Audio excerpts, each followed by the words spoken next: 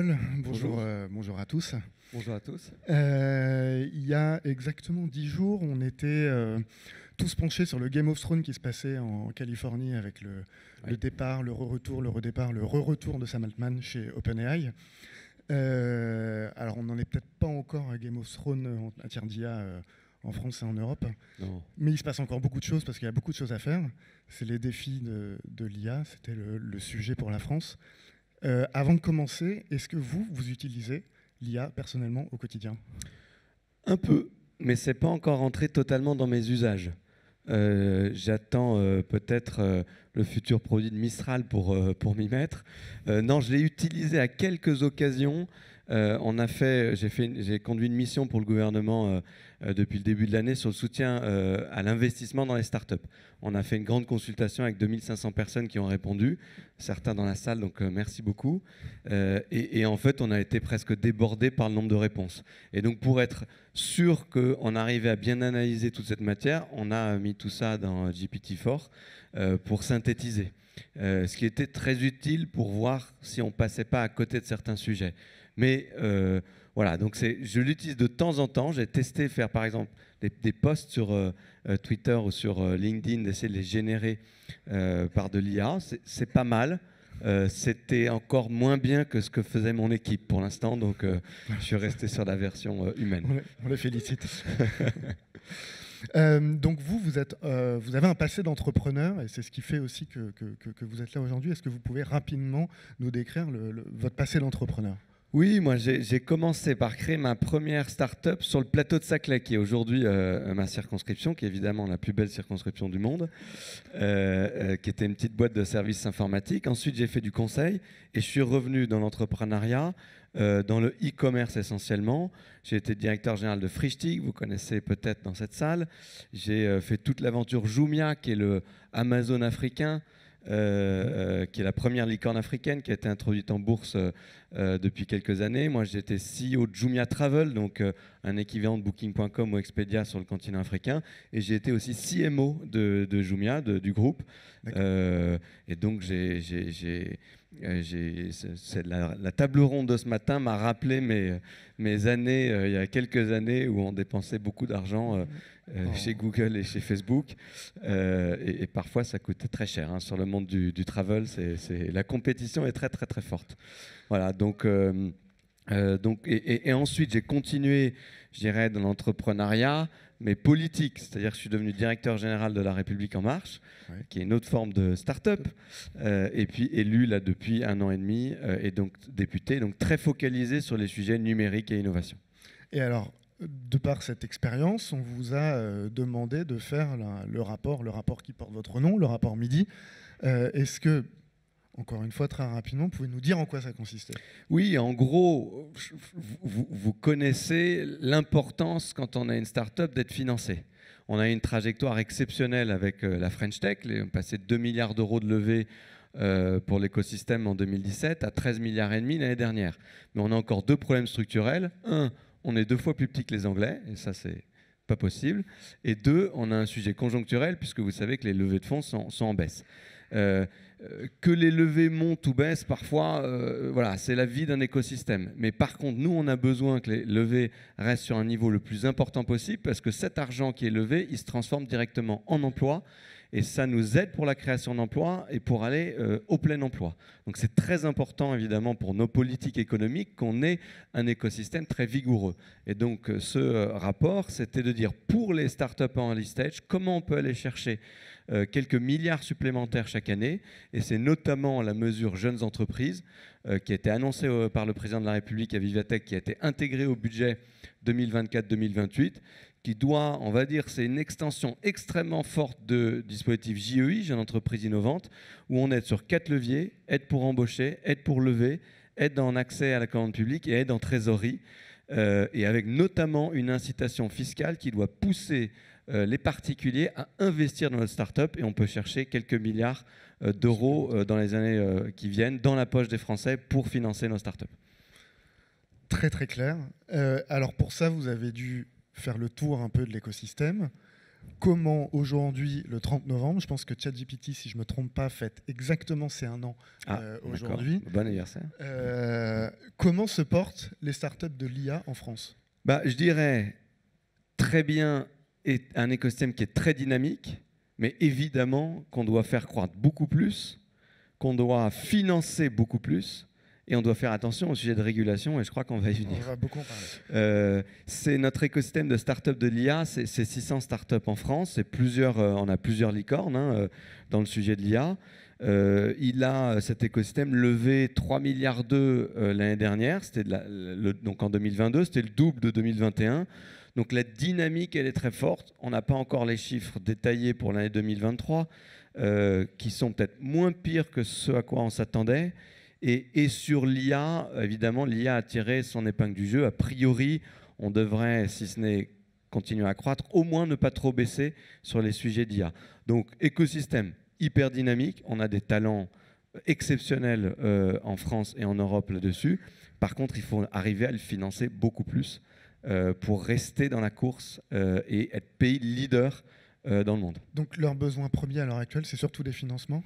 Oui, parce qu'on a des financements, des talents et des capacités de calcul. Mais les talents, on en a. On pourra revenir sur les plans qu'on met en place pour multiplier les formations, faire x2, x3 sur ces sujets-là. Mais on a déjà une base de talents qui est exceptionnelle et très reconnue au niveau mondial. Les sujets de calcul, on est en train d'y travailler. Et les sujets de financement, voilà, c'est la mère des batailles. Vous pouvez avoir des super cerveaux, des super capacités de calcul. Si vous n'avez pas le financement, vous n'allez pas très loin. Et donc, que fait le gouvernement concrètement pour ces Alors, besoins-là? Le gouvernement, il a fait... D'abord, il a anticipé. Ça, c'est quand même une première chose. C'est-à-dire, le premier plan IA, c'était 2018. Là, on en est à la 3e étape. Donc, il y a eu un premier plan, un deuxième plan en 2021. Donc, premier plan, 1,5 milliard, deuxième plan, 2 milliards. Et là, on prépare en gros le 3e plan avec le comité IA qui a été placé auprès de la Première ministre, qui est en train de réfléchir, de travailler, d'auditionner tout le monde pour rendre ses conclusions a priori d'ici mars, en tout cas début d'année 2024. Et donc, ces plans, ils ont été sur quoi? Sur le financement, avec notamment tous les efforts liés à France 2030 et BPI France. Donc là, on a accéléré, augmenté très fortement les financements. C'est l'augmentation du nombre de formations. On a fait x2, on est en train de faire x2, x3 sur les formations en IA, et il faut qu'on aille évidemment beaucoup plus loin. C'est le sujet des capacités de calcul, avec là un vrai travail qui est fait au niveau européen, et on va avoir, je le mentionne parce que je ne sais pas si tout le monde l'a en tête, dès l'année prochaine, on aura le supercalculateur européen Jupiter qui va être en Allemagne, qui sera le supercalculateur le plus puissant au monde. Devant le supercalculateur américain Frontier, aujourd'hui, qui est le plus puissant. En 2025, on aura un autre supercalculateur européen, Jules Verne, qui sera lui en France, pas très loin du plateau de Saclay, qui sera aussi un des meilleurs au monde. Donc on développe ces capacités de calcul. L'Union européenne, c'est important, la Commission européenne a annoncé la mise à disposition gratuite jusqu'à 50% de ces capacités de calcul pour nos startups. Donc ça, c'est vraiment très concret, très important, et c'est ça qui pourra nous aider à faire la différence. Et puis dans ces plans, il y a aussi le fait de travailler sur les bases de données françaises et européennes pour s'assurer que l'intelligence artificielle se nourrit aussi de la réalité française et de la réalité européenne. C'est important. Est-ce que vous pensez justement que l'écosystème tel qu'il est actuellement en France peut rivaliser concrètement avec les géants américains qu'on a vus émerger depuis 1 an? Et est-ce qu'il n'y a pas un danger? Vous avez dit le premier besoin, c'est des financements, de voir des fonds américains, on l'a déjà vu avec Anthropic et Amazon, venir un peu se servir aussi dans l'écosystème français. Alors, je sépare deux choses. Il y a deux questions. Si je réponds à la première question, est-ce qu'on peut y arriver? Oui. On n'y arrivera pas que en français, on y arrivera en européen. Il n'y a aucune raison qu'on n'y arrive pas. Enfin, si, il y a un certain nombre de raisons, c'est ceux sur lesquels on travaille, notamment le sujet du financement. Mais je veux dire, bien sûr qu'on peut y arriver. Et il faut qu'on y arrive. Et en particulier sur ce sujet, où on a des talents exceptionnels en France en particulier, on ne peut pas passer à côté. On est passé à côté là de ce téléphone qu'on a tous dans la poche, qui n'est ni construit ni designé en Europe, on ne peut pas s'y résoudre, on a laissé passer ça, ok, on a passé une fois, maintenant, sur un certain nombre de technologies du futur qu'on choisit, notamment l'IA, on ne doit pas laisser passer la balle. Et au niveau, si on travaille bien en européen, on doit être capable de le faire. Moi, j'y crois complètement. Les barrières à l'entrée sur l'IA, c'est pas les secteurs où les barrières à l'entrée sont les plus hautes. Donc, on a des talents, on a certes pour l'instant moins investi que les Américains au niveau évidemment français, mais aussi au niveau européen. Mais on peut rattraper ce retard, et je pense qu'on peut parfois, avec une petite magie qu'on arrive à faire dans certains cas, avec un peu plus de frugalité, arriver à un résultat équivalent. C'est en tout cas ce qu'on attend de nos au moins 2, 3, 4, 5 très très belles boîtes d'IA générative qu'on a en France et en Europe. Donc oui, on peut y arriver. Mais il faut qu'on y mette beaucoup de moyens. Et sur la protection des fonds, justement. Et deux, c'est les fonds. C'est que par contre, attention, on a besoin d'argent américain. Soyons clairs, et il faut le prendre. Je veux dire, on a besoin de financement, donc on va pas faire. Je veux dire, on va pas, faut pas se moucher avec ses doigts. Je sais plus si c'est une expression qui existe, mais d'abord, évidemment, on veut de l'argent. Apparemment, d'après la réaction de la salle, pas. Ou alors, ça n'existe pas. Pas pour parler de ce genre de sujet. Mais ce que je veux dire, c'est que, bien sûr, d'abord, on veut avoir du financement français, européen, et il faut qu'on mette le paquet. Mais bien sûr, tout l'argent qui peut venir des États-Unis, il faut le prendre. Il faut le prendre à certaines conditions. Si évidemment les Américains rachètent totalement nos boîtes et leur disent bon, maintenant c'est aux États-Unis que ça se passe, vous quittez la France et l'Europe et vous y allez et on perd tout, ça n'a aucun intérêt. Mais si c'est pour participer au financement de géants européens et de futurs GAFAM européens, moi je prends l'argent américain avec plaisir. D'accord. Et on en a besoin. Alors justement, on parle des États-Unis et de l'Europe, il commence à y avoir clairement de marché d'un point de vue régulation qui commence à se dessiner, notamment avec l'IA Act. Je crois que la prochaine échéance, si je ne me trompe pas, vous allez nous le dire, c'est le 6 décembre, oui. Donc la semaine prochaine. Est-ce que vous pouvez brièvement nous rappeler en quoi il consiste et justement les échéances à attendre? Oui, alors évidemment, quand on est face à une nouvelle technologie, il faut quand même un moment qu'on la régule. Pourquoi? Parce qu'il y a des choses qu'on ne veut pas voir sur le territoire européen ou les choses dont on dit il faut quand même un tout petit peu les maîtriser. Je donne un exemple, c'est le choix qu'on est en train de faire collectivement de dire la notation sociale, on ne veut pas le voir sur le territoire européen. Bon, c'est un choix qu'on fait éthique. Je donne un deuxième exemple, des jouets pour enfants qui seraient basés sur de l'IA et qui pourraient faire des recommandations du type « jette-toi par la fenêtre » ou « suicide-toi », on n'a pas envie de le voir, ou en tout cas, on veut que ça n'existe pas. Oui. Voilà. Donc, il y a besoin d'un peu de régulation quand même. Et donc, le point de départ de l'IA Act, et c'est un travail, ça fait 3-4 ans que l'Union européenne est dessus, donc on est le premier continent à avoir anticipé sur ce type de régulation. C'est de faire une régulation par les usages et en définissant 4 types de risques. Il y a les risques très importants, qu'on met par exemple la notation sociale dedans, et on dit ça c'est interdit. Ça ne doit pas exister sur notre territoire européen, dans le marché européen, qui est le plus gros marché, 450 millions de citoyens et de consommateurs. 1,5 fois plus gros que le marché européen. Donc, il y a des choses qu'on ne veut pas voir. 2, il y a des choses très risquées qu'on veut bien contrôler, bien maîtriser. Toutes les IA qui vont être utilisées pour les systèmes de transport, dans la robotique, en chirurgie, sur ces sujets-là, on a envie que ce soit un tout petit peu quand même maîtrisé, qu'il y ait 2-3 personnes qui ont vérifié que ça tient la route. Et donc ça, on met un certain nombre de contraintes. Il y a des IA voilà, où il y a peu de risques, et là, c'est plutôt des sujets et des obligations de transparence qui sont données. Et puis, il y a quatrième catégorie de risques dans laquelle la majorité des IA actuelles sont, où il y a... Voilà, on considère qu'il y a très peu de risques et là, il n'y a aucune régulation, c'est totalement libre. Donc cette réglementation par les usages, je pense qu'elle est bien. Et elle est plutôt bien construite. Il faut vérifier son équilibre, mais ça, donc vous êtes satisfait de l'IA Act tel qu'il est défini à l'heure actuelle? Mais ça, c'est l'IA Act, je dirais, originel. C'est celui qui est travaillé, qui a été proposé par la Commission européenne, qui est travaillé depuis plusieurs années. Qu'est-ce qui s'est passé avec l'arrivée de ChatGPT? C'est que nos concitoyens, une grande partie de nos concitoyens ont été un peu effrayés par les capacités des IA génératives. Et certains groupes au Parlement européen sont donc emparés de ce sujet en disant qu'il faut absolument qu'on régule spécifiquement les IA génératives. Et donc, au lieu de faire juste une régulation par les usages qui paraît assez naturelle quand je pense, quand je l'explique.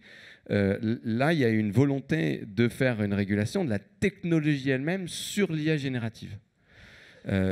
Et donc ça, ce concept-là, il nous plaît beaucoup moins en français et avec d'autres pays comme l'Allemagne ou l'Italie.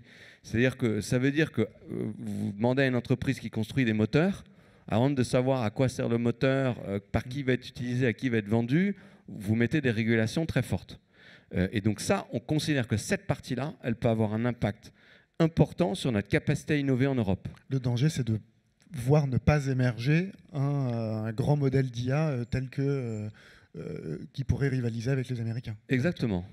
Et donc, nous, il faut qu'on priorise. Il y a des dangers qui peuvent exister à cause de cette nouvelle technologie pour nos concitoyens. Il faut évidemment qu'on les prémunisse contre ces dangers, mais il y a aussi le danger de ne pas innover en Europe. Et ce qu'on dit, et c'est la position du gouvernement français, de la majorité présidentielle, c'est ma position aussi, bien sûr, c'est de dire on préfère, et Bruno Le Maire l'a dit clairement, il a dit on va innover avant de réguler. C'est-à-dire qu'entre le risque, poser une régulation, c'est toujours compliqué parce qu'il faut trouver le bon équilibre. On peut souvent se tromper. Et donc, on préfère se tromper en ce moment en sous-régulant qu'en sur-régulant. Parce qu'effectivement, le risque qu'on prend en surrégulant, c'est qu'on ne voit pas émerger de belles entreprises et de champions internationaux d'IA, notamment d'IA générative, français et européens, et que donc, on va laisser passer cette techno, et qu'on va perdre en souveraineté, qu'on sera en difficulté de aussi défendre nos valeurs. Parce qu'aujourd'hui, quand vous parlez à ChatGPT, on a quand même bien le sentiment de parler à un Américain. Alors, avec les Américains, on partage beaucoup de valeurs. Il y a des pays avec lesquels on partage beaucoup moins de valeurs. Et donc, il faut que... Voilà, il y a un combat pour les valeurs, pour la maîtrise de notre destin. Et ce combat, il doit passer par notre capacité à développer des géants européens. Et donc, parfois, il faut mieux se tromper en sous-régulant qu'en surrégulant. Donc, le point de débat, il est sur ce qui a été proposé d'être rajouté sur spécifiquement l'IA générative. Et donc là, on est à quelques jours de l'échéance. C'est en bonne voie ou pas ?